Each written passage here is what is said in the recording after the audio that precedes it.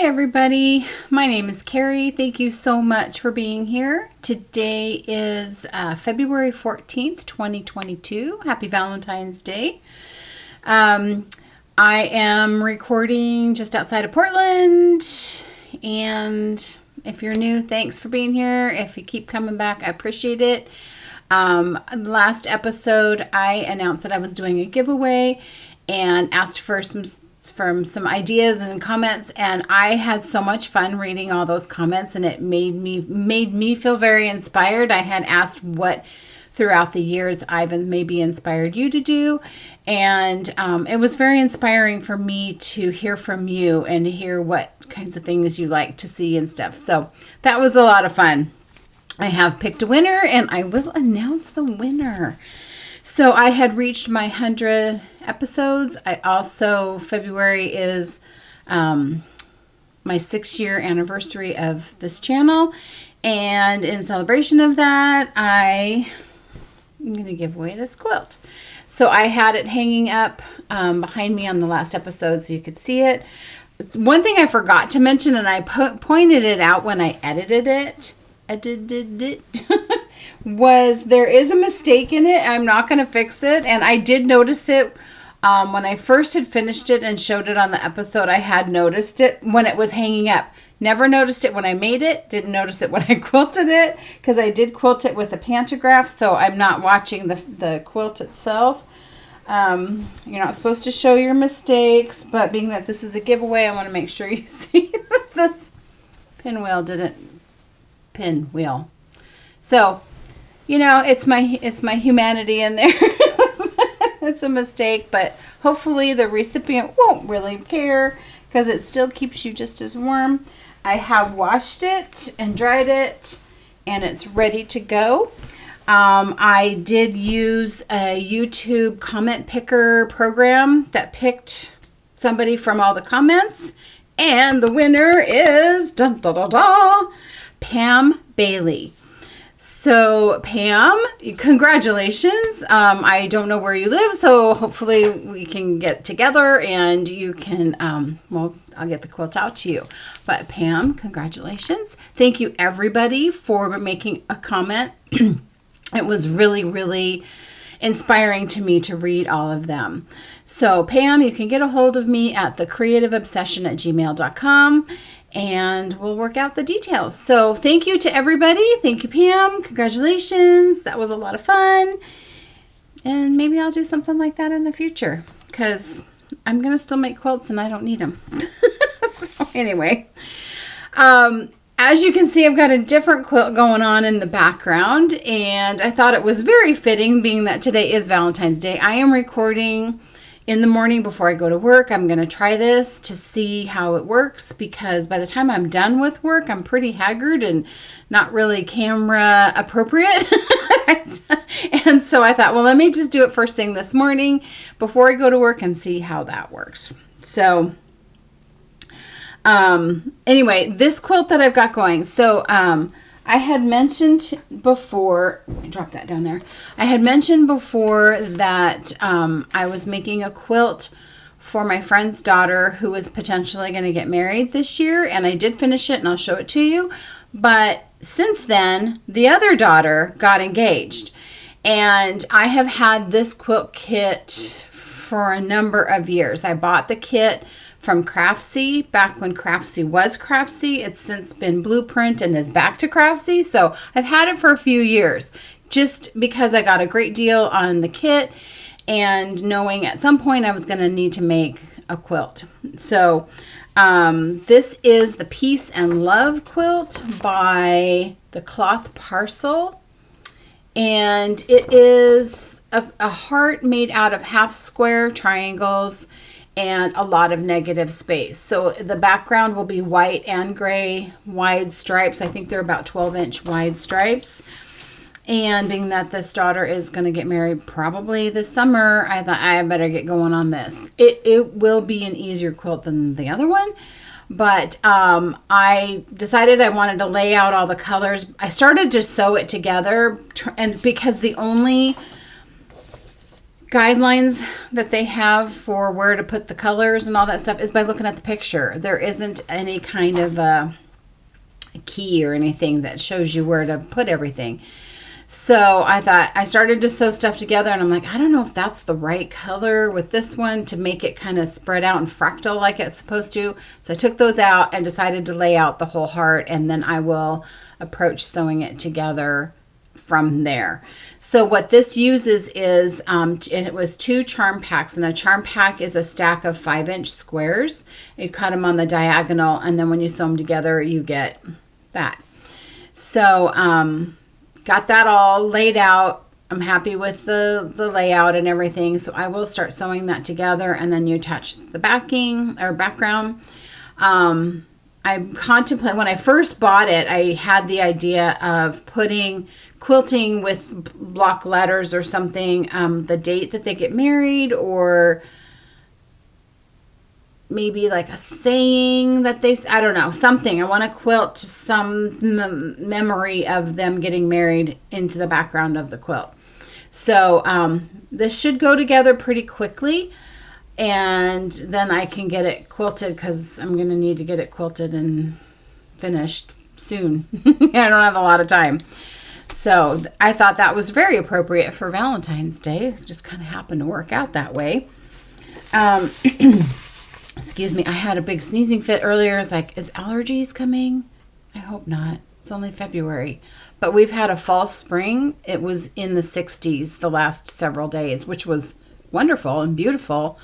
But it starts to get things going that aren't supposed to be going yet. And I've just been sneezing this morning. Sorry, I've got to finish my morning coffee. All right. So the quilt that I had been working on, this is going to be for the other daughter that hasn't gotten engaged yet, but will probably get engaged this year, maybe even married this year. And I've made the Kaleidoscope quilt. This is a quilt by Lori Holt. I've talked about it enough. So it's done. I'm glad it's done. Let me try and hold it up. So here's half of it. So you put sashing in between. I added borders, and it's about a 6-foot square. So hopefully she will like that. I think she will. So this one's just, I haven't quilted it yet. I got to get backing for it. I don't remember what the line of fabric was. It was like folk something. I know I'm super helpful. And the way I store my quilt tops before they get quilted is I just use a pants hanger, and I just hang it in my closet like that. And let me get it straight. And then I've got the fabric for the binding, and that just hangs with it and hangs in my closet till it's ready to be quilted. So I'm going to get this heart one done before I quilt the other one, because that is a for sure wedding that's happening. I'm really glad that I got that one done though, because that had a lot more piecing and a lot more intricate putting it together stuff. It took me a lot longer. So now I know it's done. I just have to quilt it. So yay me. All right, another quilt. I'm gonna move this over. I'm sorry, I may not be as smooth as I usually am because it's early. I'm still waking up. But I got more done on my temperature quilt. Haven't done today's yet. Isn't that looking really awesome? So here was the end of January, and then that's my spacer square, and then this starts February. So I got to get into the purples because we've been in the 60s. And so that was kind of fun. But like the darker the color in that color family, the higher the temperature is in that temperature range. So it was like 67. So I got to get into the darker purples. Like this was a high 50s day because the pink is 50s. This was a high 40s day because it's darker. So the darker the color, the higher the temperature was. in whether it's a high or low temperature. So I think it's looking pretty neat. I'm staying up on it. I'm finding that if I at least pull the triangle, I have several triangles already cut because as I'm cutting different fabrics, it makes at least 2 triangles. So I'm at least pulling that and setting it by my sewing machine. And then after 2 or 3 days, I will sit down and sew them because then I'm sewing more than one. If I'm going to heat up my iron, it makes more sense to heat it up to do more than just one square. So that seems to be working. At least I've got it pulled and decided all. It's just a matter of sewing it and trimming it, which is like the easy part. So that's been really fun. It's been really, like, I got all excited because I got to use purple and it was in the 60s and it was a new color. So it'll be interesting to see how that progresses as we go along. So I did talk about it last episode, probably. Maybe the one before, I don't remember. I am doing the high and the low temperature of that day that's recorded, going to a website, pulling the temperature. I've already separated all the colors based on a temperature range of 10 degrees. So like for instance, the purple is the 60s. So if it's a really light purple, it's low 60s. If it's a darker purple, it's high 60s. And that's how I'm doing it. You can do it however you want. That's just how I want to see it. So that's doing good. I've got another quilt that I've got fabric for. I wasn't going to I'm going to show it to you because why not? This is a quilt I've been wanting to make for a while. And I store, these are the neatest things. I don't know, I'm sure there's different stuff now, but these are art, they're by Art Bin.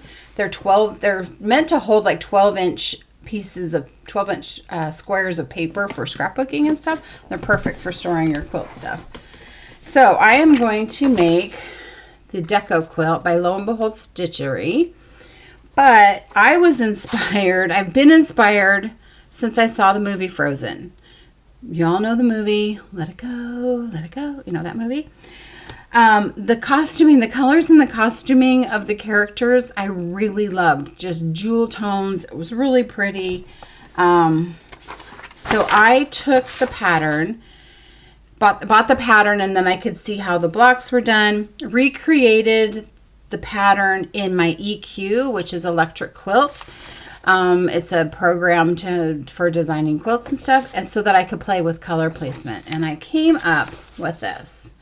So this is what I'm going for. Hopefully it looks nice. And these are my colors. So they're jewel toned. I did pre-wash because this is my background. Sorry for the stray threads, but this is the background color and it's such a deep blue. I thought that's probably gonna fade or, bleed a little bit. And so I wanted to wash it. Well, if you wash one fabric, you should wash them all. So they've all been pre-washed, which I don't generally do, but being that was such a dark color, I decided to do it. So when the heart quilt's done, I'm going to start working on that. And this is the chambray tonals or chambray solids or something like that from Connecting Threads. So I love the way this fabric feels, and it's just a good solid without being flat. You know what I mean? So that one's going to start after I get this heart one done. And I'm pretty excited about that. Just a matter of getting my act together to do it. So, okay. So let's go into some knitting stuff. I'm sorry if this seems rushed, but like I said, before I go to work. Speaking of bleeding, let's talk about that for a second. So how many of you, when you're working on a project, are already thinking of your next project? Me. And so I had dyed this green to go with a gray that I dyed, and I'll show that because I am knitting that gray. And it was going to be a brioche sweater. It didn't work out for me, so I decided to do something different. Well, now I've got skeins of this that I need to make something with, and it's a pretty bright green. I really wanted it to go with like a magenta or something because I just feel like that combo is really pretty, and it's like I need to make something out of that combo. So I had this skein of yarn, which that went really well. I thought, do some color work. It would be so pretty. But this is pretty deeply dyed, and I thought, for some reason, I have a feeling that's going to bleed. Let me pre-wash it. So I washed this skein, and this sucker bled like you wouldn't believe. So I am so glad that I pre-washed it, because that would have ruined my sweater. And you know, by the time you're finished with a fingering weight sweater, you've put a lot of hours into it, and that would have really sucked. So I washed this a few times. I tried setting it with citric acid, and that wasn't really setting. I tried setting it with vinegar. I thought I had it set, but then when I rinsed it out and washed it out, it was bleeding again. And I just thought, no, this is going to have to just be something by itself, or something with a darker color that it won't matter if it bleeds. It's not going to go with this, because it's just going to make a mess, which really made me sad, because I love this combination. So because I'm fixated on this going with like a magenta or something, I was looking in my fiber stash for spinning, and I have a couple of braids from 2 different dyers. I think I got one as a club thing, and one that I bought, or I got 2 club things or something, and they're very similar to each other, and it's a pink with some other colors in it. And I thought, what if I could spin those together, so that's 2 skeins of a color, and do just a 2-ply, spin one braid, spin the other, and then ply them together. And then that could go with this, because the braids are superwash merino. This is superwash merino. Even though one will be hand spun, it's the same type of fiber. It should go really well. So that's the plan. This has had to go on the back burner, because I need to take the time to spin up those braids. And I'm still working on the braid that I started like a year ago. But been trying to do like 15 minutes before I go to work, sit down and at least get some of that spun. Because I do really enjoy it. So it's just a matter of making the time to just plug away at that. I'm on my last strip of fiber to spin that, and then I'm going to do a chain ply or Navajo ply. I haven't done that before, and Shauna suggested to me to practice like on a yarn that's already made, to just get the motion. So I might do that with like some spare yarn that I have. So I'm going to spin up the pink that goes with this, and hopefully it looks good when it's done. If not, it may not like the fiber that I make anyway, or the yarn that I make. So of course, because you know I haven't spun much in a year, I need to buy more fleece. Because I saw this and I just had to have it. Isn't that pretty? That is called Winter Storm by Wound Up Fiber Art. 90% superwash merino, 10% nylon. I love Wound Up Fiber Arts' dyeing and stuff. And this was just like, I had to have it. So, yeah, I'm going to get back to doing my spinning wheel, because that's super pretty. And I really want to try and spin to knit a pair of socks. I just feel like that would be kind of cool. Anyway, I kind of got off what I was doing. Okay, so I have some finished things. Last time I told you about a hat that I was making with yarn that I over dyed. It was yarn that I had purchased at Vogue Knitting Live. I decided that I didn't really like it, and so I over dyed it to fit me better, and I love it. And I finished the hat. So this is the Nissaloo hat, pretty much, from Skein Deer Knits. And I've got a little tassel on the top. I'd put it on, but I don't want to mess up my hair because I got to go to work still. So the pattern calls for ribbing, like, I don't know, 2x2 rib or something like that. And I didn't want to do ribbing. I like the look of just the folded brim. So I dyed purple to match it. This is an MCN. It's all MCN blend, so it's very soft. I love it. It's cute. It's different. It looks like a nightcap. And I wore it when I went camping. I went camping the weekend before last with my friend, and that was my hat that I wore camping, and I'm really happy with it. So I used the method of doing this from the Midas hat, which is a free pattern, Nissaloo from Skein Deer Knits to do the like how to do the decreases, what numbers and stuff like that. And that is a free pattern, both on Ravelry. I will do the links below as usual. And so, yeah, I love it. I also finished a pair of socks. So I did my socks, on my Brother flatbed machine, make a tube, and then knit them into socks. This is yarn that was given to me by my friend, Ashen Bumble. She's a non-knitter, but she saw this and thought of me. And so I knit the socks. So this colorway is Autumnal Equinox from Ashen Bumble. So that's cool. I've already gotten started on my next pair of socks. And I am currently doing the heel on the second sock. And this colorway is a mystery. I don't know. This was given to me by a friend. And Bella Moden. And this is Black Beauty is the colorway. And so it's purples and like more like a really dark brown. And it's so funny because looking in my screen, I can see this diagonal, but when you look at it in person, I can't see it as brightly as that shows up, but kind of cool. So this yarn, when I was doing it through my machine, had a knot in it. I had gotten about halfway through one of the socks and there was a knot in the yarn, so I had to cut it, kind of start over. So that was a little frustrating, but I've got the heel and the toe done on this one. I just do kind of an afterthought. It's a cut-in heel, I guess. It's not afterthought because I plan it. Uh-oh, I have a oh no. Ooh, I have a missed stitch or a drop stitch right there. I gotta fix that. So anyway, almost done with those. Gotta do some wind up some more yarn so I could do another pair, because those have been really nice to have when I just like don't have the brain power to think about anything. Don't even want to count rows or anything. I just sit there and knit.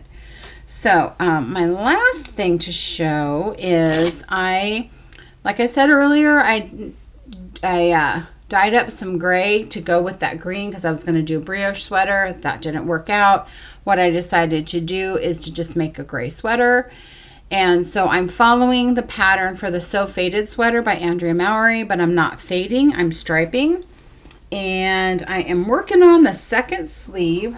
So I've got all of it done, got one sleeve done, and I had asked for assistance on doing the binding on the bottom. So I had thought about doing a tubular bind off, but pulling that much yarn through over and over again, I was afraid of, for one, the time it was going to take, but also it compromising the integrity of the yarn because you're pulling it through so many times. So somebody suggested, there was a couple suggestions, an Italian bind off and an Icelandic bind off. I ended up doing the Icelandic bind off, I believe. And I'm pretty happy with it. It is pretty stretchy, and I think the edge looks really nice. So thank you to those of you that made the suggestions.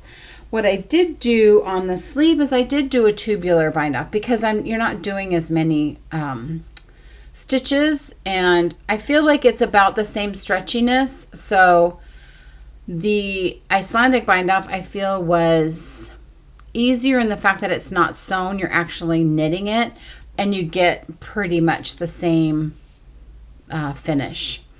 So I had purposefully done a 1x1 rib on both the bottom and the sleeve, knowing that I was going to do one of those bind offs, and I'm pretty happy with it. So I just picked up for the sleeve, the second sleeve, and so I will knit that and then do the neckband. I'm just anxious for this to be finished. For one, I want to wear it. It's a fingering weight sweater, so those are more likely for me to wear. And I was hoping that I was going to get something that I ordered in the mail before I recorded, but today worked out to be a good recording day because I'm already thinking of the next sweater. And I've decided I want to do a sweater that's going to be steeked. So I put the question out to my knit group of like, I wanted to do this combination in a steeked sweater, but this is superwash. It was highly recommended that I don't use superwash, that I use a yarn that's a little stickier. And so I found a pattern, and it's by Skein Deer Knits, and I'll share it when I get all my stuff together. But one of the yarns it is suggested for that sweater is a Holstgarn yarn. And I thought, well, let me give it a try. I really like the superwash. I like how soft it feels. But in order to properly do a steek and not give myself more problems, I picked a toothier yarn. So Holstgarn is a more rustic yarn. It is their super soft, so it's non-superwash, but it's half merino and half Shetland. So it's half merino, half Shetland. Should be a little bit softer with the merino.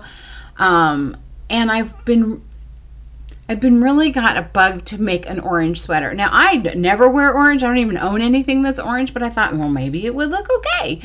So I got really inspired by the sweater that Jonathan of Jonathan's Days, he has a podcast and Instagram and stuff. He finished a sweater in this like burnt orange color that was so pretty that I thought, I need to explore this color.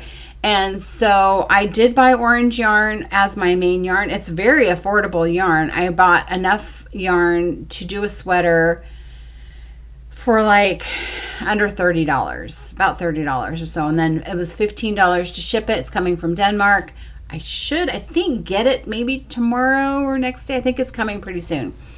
So I really want to finish my gray sweater so that I don't get distracted by the other one, but I'll do a gauge swatch and all that. But I was able to buy a cone of that yarn for the main body, which gave me like 3,500 yards or something like that, which is way more. I can make 2 sweaters out of that. So I'm hoping it looks okay when I get it. I will definitely share it with you next time I record, but I guess that's just a little teaser. You're gonna have to come back and see how that worked out. One more thing that I'm exploring, I've got to practice, I'm learning, is paper quilling. So paper quilling is the art of taking strips of paper and you coil it and bend it to make different shapes. So I made these little gift tags for, I've just got a little treat for my friends at work. And so you just roll that little paper. So not perfect, but I am learning. And so I'm exploring that a little bit as well. So we'll see what happens with that. So I got to get myself going for work here pretty quick. Got to get some breakfast. Thank you so much for joining me. Pam Bailey, get a hold of me. And I'll get that quilt out to you. Again, thank you so much for watching and supporting what I'm doing here on my little YouTube channel. And I will see you next time, hopefully in a couple of weeks. And until then, have a great day. Bye.